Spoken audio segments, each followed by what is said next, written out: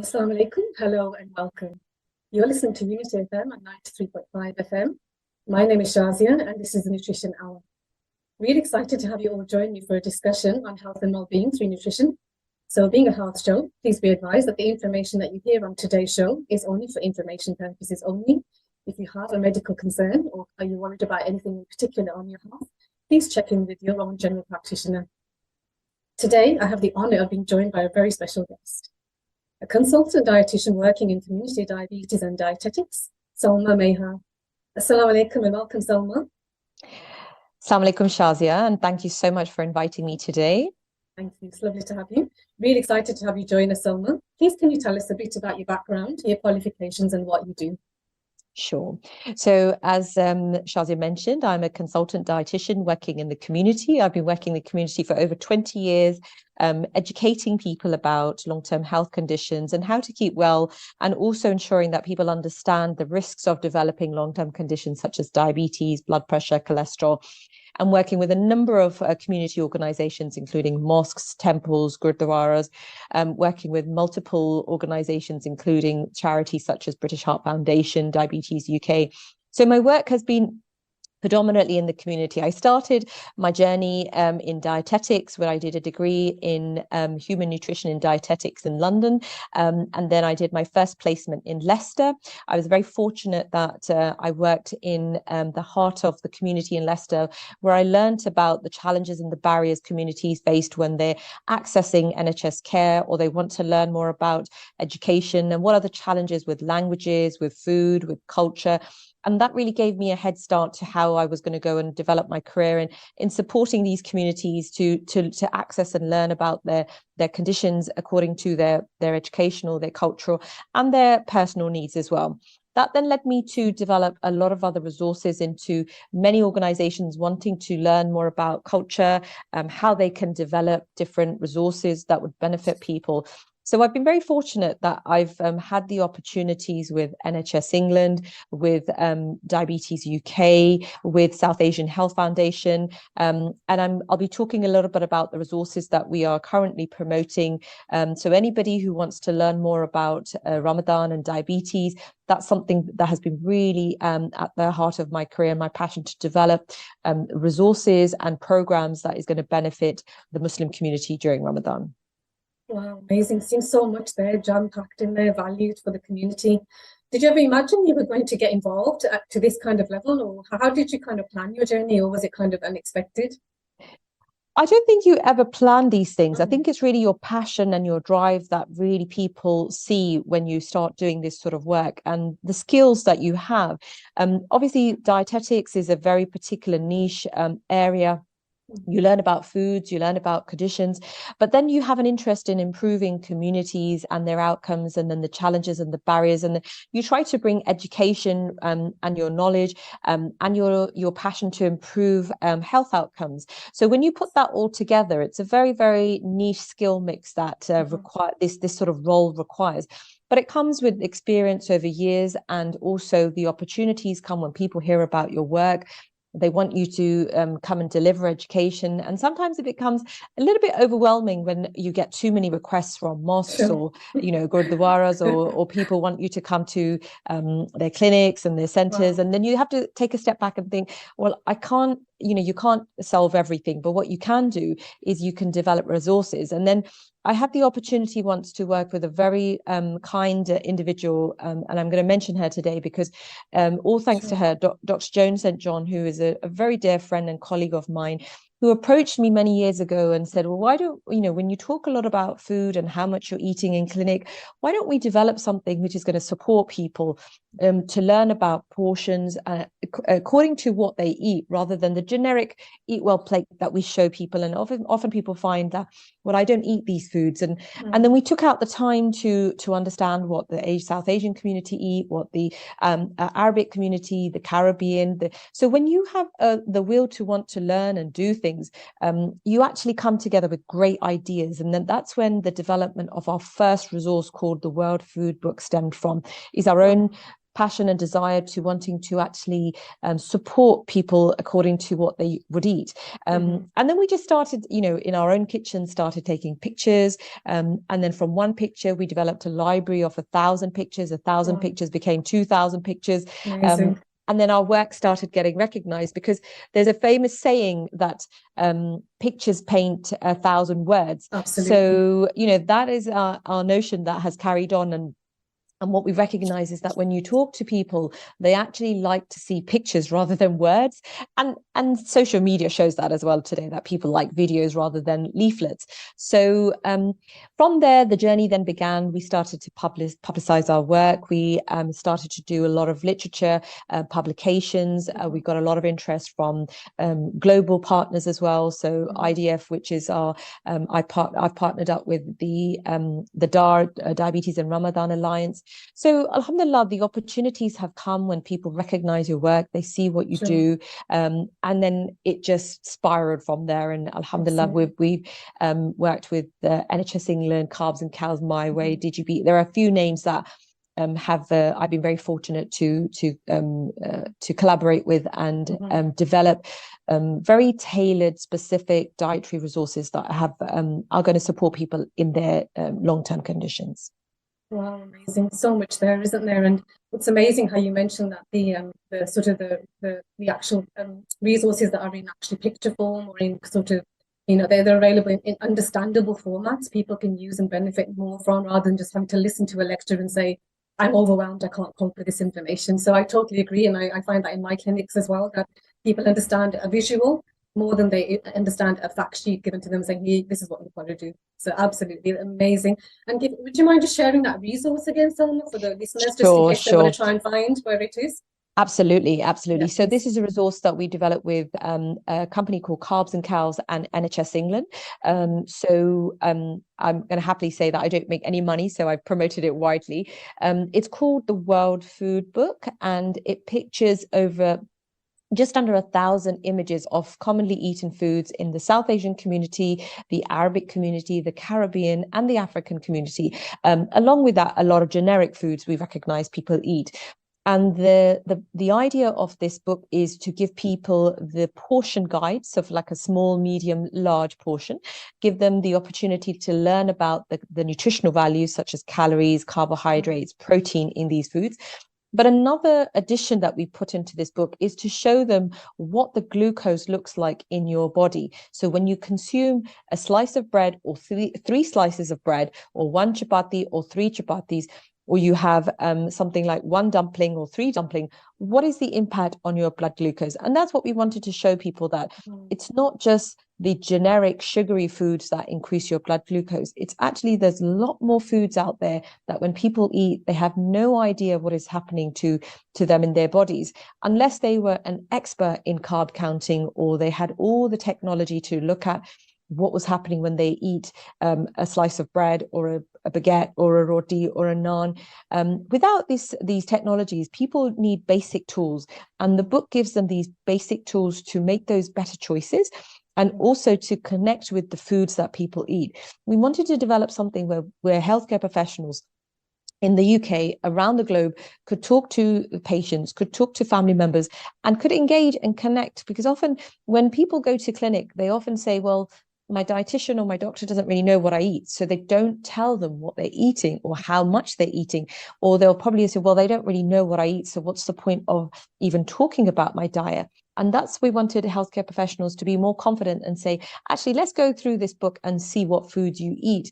And that has been a really, really positive resource and tool for healthcare professionals to really connect with the communities. Amazing. Sounds exactly what we need, because people are very confused. They just simply don't understand the concept of macronutrients. Correct. And how to utilize them, and, you know, plate sizes. What's a portion? Do I pick the biggest plate I've got in my kitchen, or do I go for the smallest one? So absolutely, and I totally agree, because I see this problem myself when I'm in clinic. And if we can educate people about understanding what portion sizes are, definitely on their way to improving their health. Amazing. And I think what most importantly for myself and my co-authors was that we want people to continue to eat the foods that they eat, what is culturally acceptable. And that's really important. When we talk about health inequalities, what does health inequalities mean? You know, I've been doing health inequalities for 20 years now.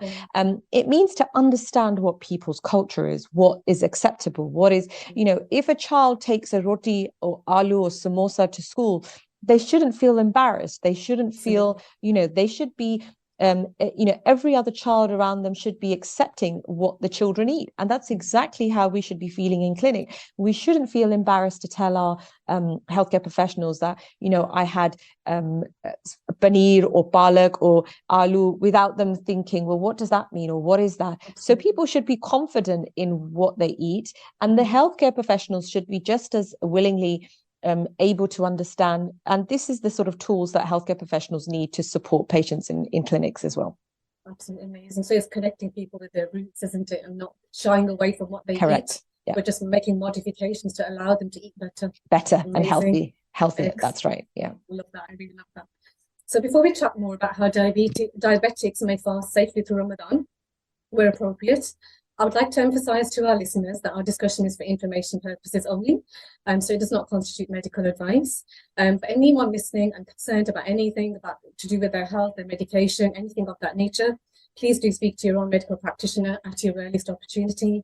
Of course, your personal safety and well-being during your spiritual journey is our primary concern. So now getting into the topic of diabetes and Ramadan, it's such a big topic, isn't it? It's such an important one. My question to you then is, so we both work with patients and clients with diabetes. It's a big area, and unfortunately it's a growing area as well, with many people being sort of walking around not knowing they're diabetic, and we're seeing this, you know, surge in pre-diabetes as well, a metabolic syndrome. Could you perhaps briefly talk about what diabetes is to help our listeners understand a bit more? And for those people who don't know what diabetes is at all, and perhaps are living with someone with diabetes, maybe they can pick up some bits that they can then use and understand and help support their family members or friends or loved ones, perhaps. Sure.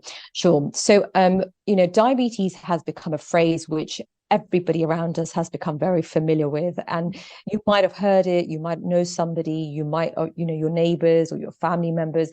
It's a term that most of us have heard, but we've got to make a few things very clear for our listeners here, is that there are different types of diabetes. There is a particular type of diabetes which is type 1 diabetes, and there is another type of diabetes which is type 2 diabetes. And I think for our listeners today, it's really important to recognize that, not to confuse yourself between the two types of diabetes, because technology, treatments have changed dramatically. But what we're going to focus on today is type 2 diabetes, because sadly that is the type of diabetes that has significantly, the prevalence has increased significantly in the last 10-20 years I have been working. It's rocketed, and the prediction is that it's just going to keep increasing. And another sad news is that we are going to see type 2 diabetes in younger and younger people, and also children, which we never would have expected or heard in the past. And, you know, with children, it was always the type 1 diabetes, which children were, you know, developing at a very young age. But sadly, with type 2 diabetes, we're recognizing that this is a condition which is linked to a few genetic factors, which I'm going to talk about. Type 2 diabetes, there is a strong link between genetics and also ethnicity. So what we have seen from data, and particularly during COVID, that individuals from the South Asian, Caribbean, African community are higher risk of developing type 2 diabetes.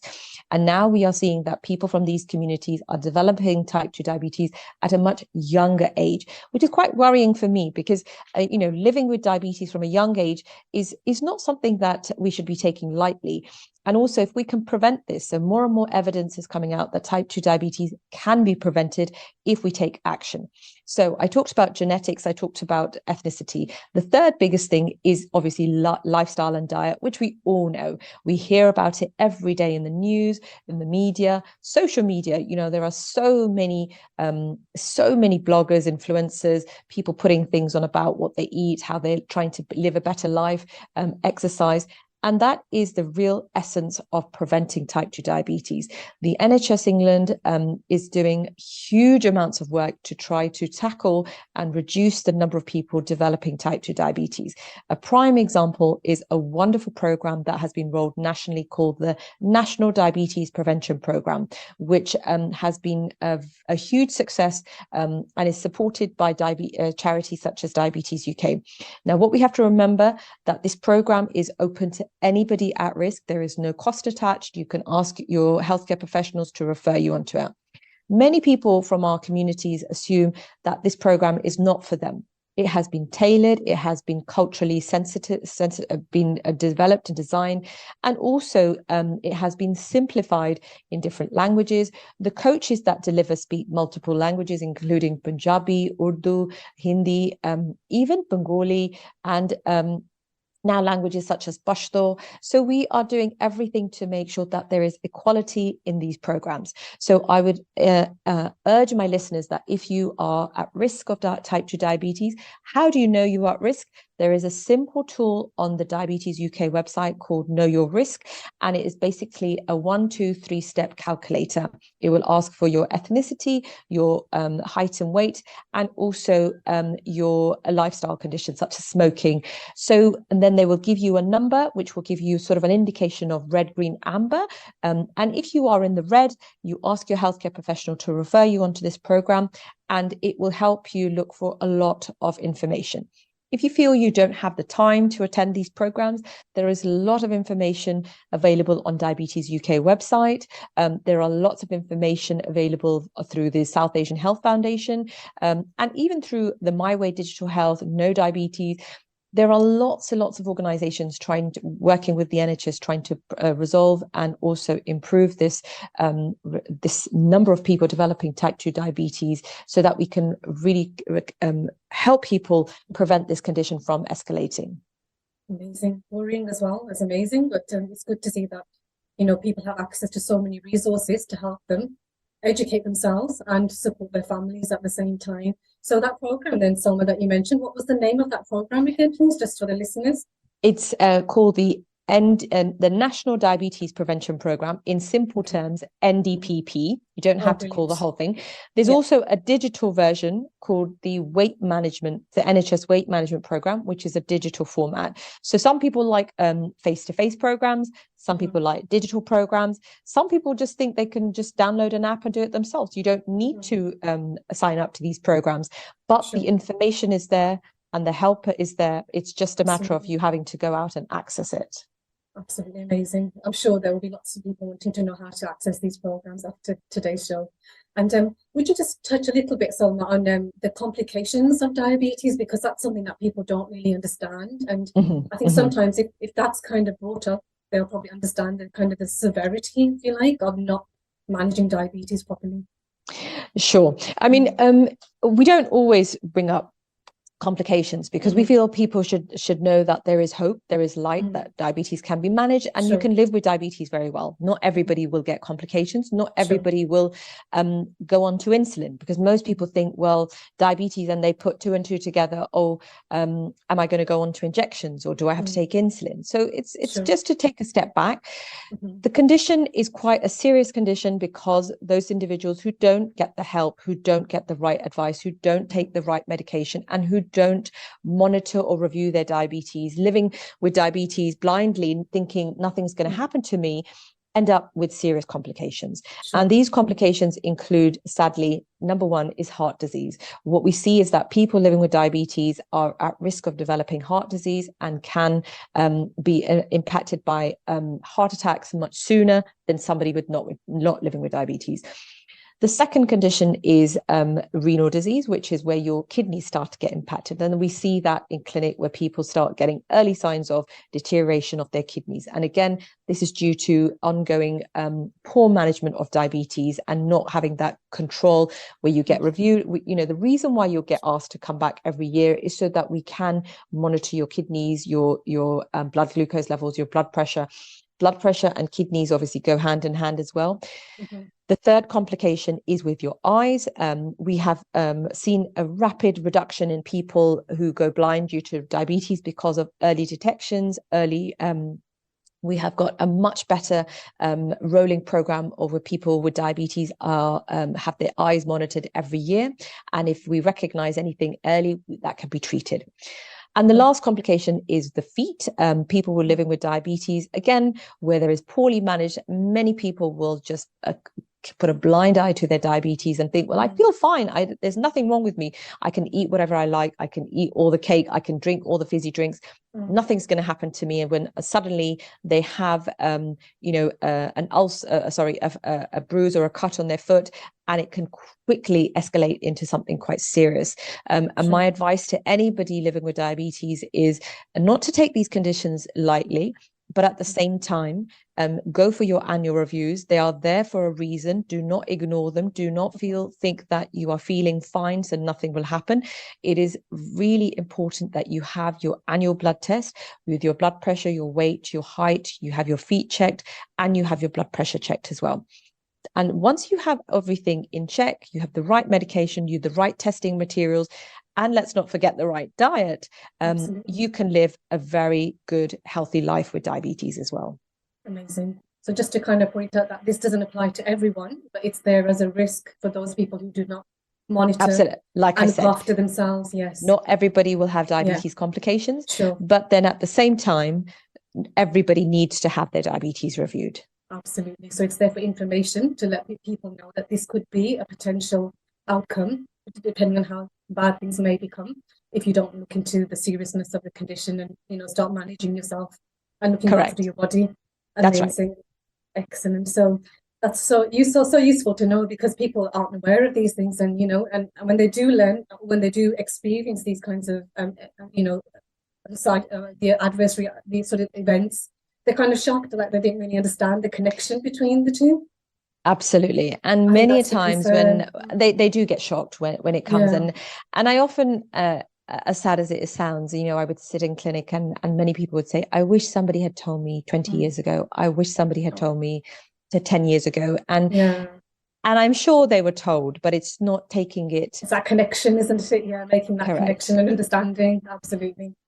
So in terms of your work then, Salma, as a dietitian, and specifically the concerns that you see in your patients, is there anything more sort of common that you see in Ramadan? Is there kind of something more common, or something, any themes that you might be able to pick up on? Sure. There are always two spectrums to every side. If you think about Ramadan, the first thing that people will think about is food. And when I talk about Ramadan, they think, the first thing you would think okay, what am I going to eat? The first food that comes to your mind is samosa, pakori, spring roll. And that's very normal. That's very natural. That's absolutely. And that's a cultural, instinct people have. But at the same time, there are many people who are very spiritual and who are very connected to Ramadan and want to make this a better month for themselves.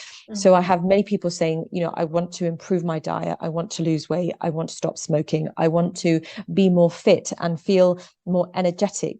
Fasting brings lots of benefits. So you might have a community or a group who want to continue to practice how they used to eat in terms of high fried, sugary foods, and that is okay. That's what they want to do. But at the same time, you have a growing group of people who want to learn better and want to improve and want to eat healthy, portion control. Don't want, take this opportunity to actually cleanse themselves or stop smoking or stop vaping. So there's always two sides to education. Now, my advice has always been to connect with the community, to understand what they eat, how they eat things, and give them some better guidance on, healthier eating. If you want to eat samosas, that's okay, but you've got to understand that these have implications in terms of your weight, in terms of blood pressure, cholesterol, diabetes, and you can enjoy them in moderation. You can still eat things like mitais or halwa or kheer, but we've got to be mindful that these things are high sugar, high fat. Let's not try to overeat, and be mindful when we're eating. Let's eat slowly. Let's eat smaller portions. Let's eat together. Let's be humble. Fasting is about giving and sharing, and it's not just about filling up your stomachs with everything that is in front of you. I think we really have to move away from this eat as much as you can at an iftar party or a buffet. You know, I often see, if I go to a buffet, that people are filling their plates up like mountains. And I think we need to recognize what that does to our body. Is it good for us? Is it good for the environment? What sort of message are we giving to society that, you know, we are overeating while half the world's population has no food? So once we start to understand that connection with health, body and mind, we will stop overindulging in the mountain of plates and foods that we see in buffets or in the restaurants. Or if I've given a certain amount of money, I need to cash up on that £20. But I think that's not, you know, we need to, this is just society saying, well, I'm going to eat whatever I like because I've only got one life and God has given me life. But what I see in clinic is that people do suffer with conditions, and if they don't get the right advice and right help, things escalate quite badly very quickly. Absolutely amazing advice, and I totally agree. I mean, even with our faith, we're talking about the middle parts and not going too extreme. I know, and with my clients, if I try to take away food straight away, they're like, oh, I can't do this. This is not for me. So I try to put in good foods to get them to taste what good foods are like, and then slowly withdraw the bad foods or the not so good foods. So absolutely, it's hard, isn't it? It's a mindset, isn't it? And absolutely, we need to realign our thinking with what we're in the month of Ramadan for. And like you say, it's not just about the food. That's one aspect of the month, isn't it? It's that giving, that charity, that connection, that forgiveness, that cleansing at a much larger scale that we kind of forget about. What we're going to do now is going to take a short break. So you're listening to me, Shazia, on the Nutrition Hour with our special guest today, Salma Mehar. Amazing to have you on board. Back in a short while. So stay tuned. Welcome back to the Nutrition Hour. Assalamu alaikum. You're joining me, Shazia, with our guest Salma here today. We'll be diving into the top tips of diabetes shortly for Ramadan. Just a reminder that our discussion is for information purposes only. We're just giving general information and advice that you can take on board. If you have any specific medical concern or issue, please connect with your general practitioner. We want you to get the best advice that's suited to you individually. So, Salma, you're part of an amazing initiative whereby you provide education and resources on Ramadan. Please could you share more about what this involves and how patients and healthcare professionals as well can get involved if they haven't yet done so? And I believe we're referring here to the Diabetes and Ramadan online courses in conjunction with My Way Digital Health and Diabetes and the Ramadan International Alliance. You know, we try to eat better foods to keep to keep healthier. We try to eat less so that we can go pray Tarawih. You know, those are the sort of habits that we need to try to, you know, we pray 5 times a day. We might not do it outside of Ramadan. So the whole idea is to come back to habits. And if we can embed those habits, you know, we drink more water, we eat more fruit, we eat dates, we eat nuts. So those are the good type of foods which give you better nutrients. And if you can continue those habits after Ramadan, I think you've really achieved your goals in this Ramadan. Amazing opportunity for us all, actually, even for those of us who aren't diabetic, but understanding the consequences of. Really lots of pearls of wisdom there. I hope our listeners are taking advantage of the resources that we've mentioned as well. So just to give you a bit of background about how this came about. So we've been working with the Diabetes and Ramadan International Alliance for over 10 years now, looking at pre-Ramadan education, working on the guidelines on nutrition. And there is a whole committee which is run by one of our consultants, Dr. Hasnain, Mohammed Hasnain, who is based in Dubai. And Dr. Mohammed Hasnain started this journey about 20 years ago, where he wanted to create some structured information for healthcare professionals, which was evidence-based and had some sort of research arm to it. So from there on, we've been doing lots of face-to-face education in community settings, mosques, with clinics. I used to go into particularly a surgery in one of my areas where majority of the patients were from Iraq, because the GP was Iraqi-speaking GP, and he asked me to come and do the pre-Ramadan education in his clinic, and that worked very well as a face-to-face. And then sadly, COVID happened, and we had to do something very quickly for people wanting to gain information before Ramadan, because it's really important that those individuals living with diabetes wanting to fast have the information on their fingertips or know the risks of fasting. Now, we're not going to go into whether who should be fasting or not, because that is a separate topic as it is on its own. But the matter here is that we give people the knowledge, the tools, and the guidance of how to fast safely. So My Way Digital Health have been around for quite some time, developing e-learning courses for type 1 diabetes, type 2 diabetes, and even for lots of videos for gestational diabetes. And then they approached me to do something for Ramadan, because they wanted to make sure that people who needed the information were able to get it online. So we came together, we put the content together using the Diabetes Ramadan International Guidelines. And if you look at the guidelines, they're about a 100-page document, which you can't give to any patient to read. It just won't make any sense to them. You have to take the guidance, take the evidence, and put it into real, practical, simple, easy to use messages. So My Way have created this really nice online platform where you go in, and there are 2 segments. So if you're a person living with diabetes, it's a separate program. Or if you are a healthcare professional looking after people with diabetes, it's a separate arm for you, so that you don't get overwhelmed with information. We recognize that patients might not necessarily want to know the risk stratifications or the titration of medications or insulins. Absolutely. So they really just want to know who they need to speak to, what to do, what to eat, how many times they need to monitor, what happens if they're having a hypoglycemia, and that information is tailored to patients. Whereas healthcare professionals, they want to know everything about which medication needs to be reduced, which medications you need to take at sahur, which insulin needs to be taken at iftar, how many times you need to monitor, which are the best meters or technology in Ramadan, and that all comes together under the healthcare professional course. So this course has been really well received, not just in the UK, but globally. We have our partners in the Middle East, in Saudi Arabia. It's also run very well in the Far East, in Malaysia. My colleagues in Malaysia have translated this program into Malay, and our colleagues in Saudi Arabia have translated into Arabic.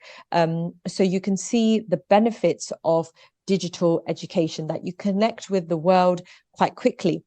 And we've all come together and we try to promote this through social media, through our clinics, through organizations like yourself who are wanting to get this information out to people living with diabetes. So it doesn't just stop here this year. It will continue to grow, and it will be available next year again. So anybody who wants to learn more about digital health, they can go onto the My Way Digital Health. It's free of charge. There's no charge at all for anybody wanting to learn about the course. You can learn it in English, in Malay, or Arabic. It gives you the option at the top of the homepage. And then it's a very simple course. Basically, it's got lots of topics. As you go through each topic, there will be a short quiz. Then you go into the next topic. And at the bottom of every topic, you have a Q&A section where you can put in comments, and you can ask questions if you're not sure what the word hypoglycemia means, or if you're not sure how to monitor.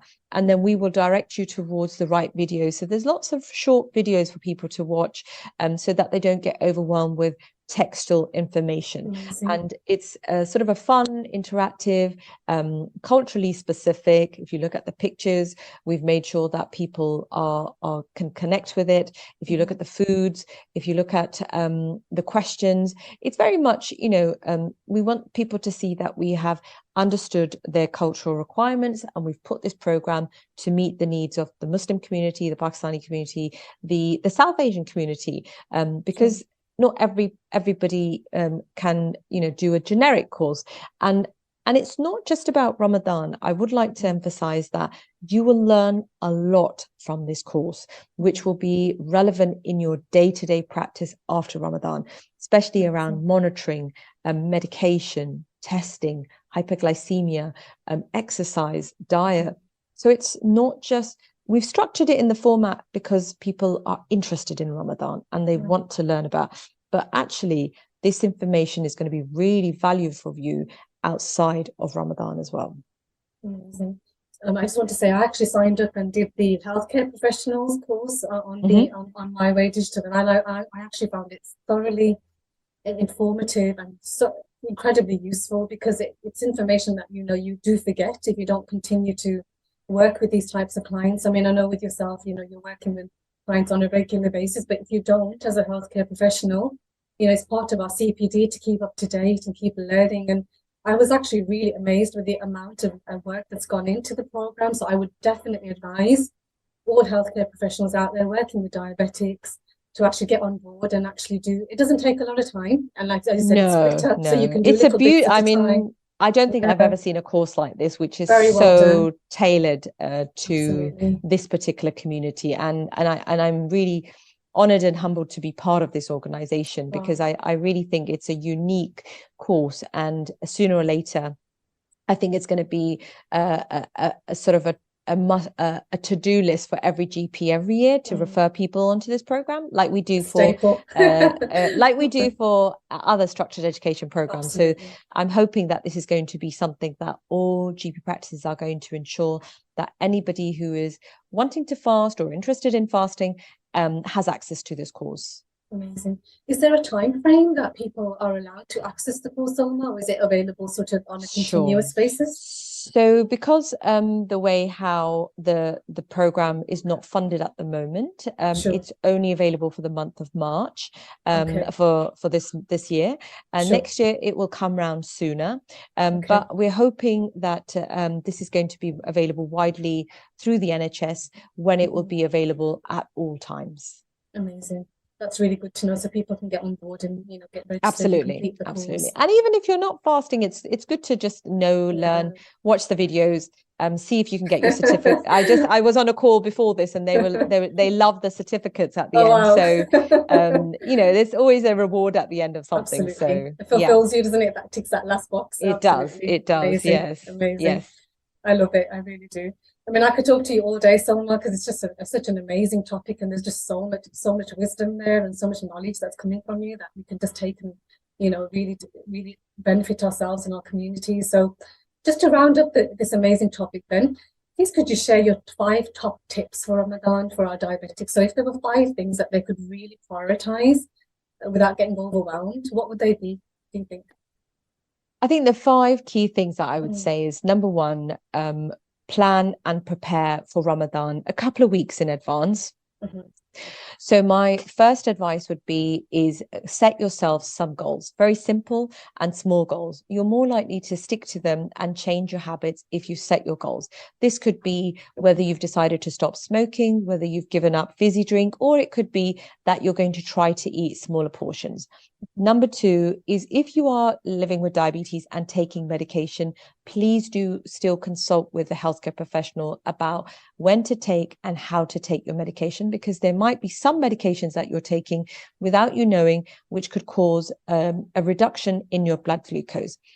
Number 3, stay hydrated. The more you keep hydrated, the better you will feel. And the only way you can do this is by making sure that you drink plenty of water before Ramadan. So a couple of days before, try to get as hydrated as possible.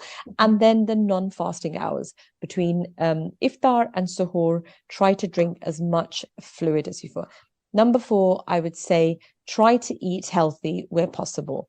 The healthier you eat, the better you will feel during the day, the more energy you will have. If you eat a lot of high sugar, high fat foods, you will feel very lethargic the next day. The most you will get out of your day is if you try to eat healthy. And number 5, try to continue to stay active. The more active you are, the better your Ramadan will be. We don't need to stop exercising. We don't need to stop and sitting because we haven't eaten or drank.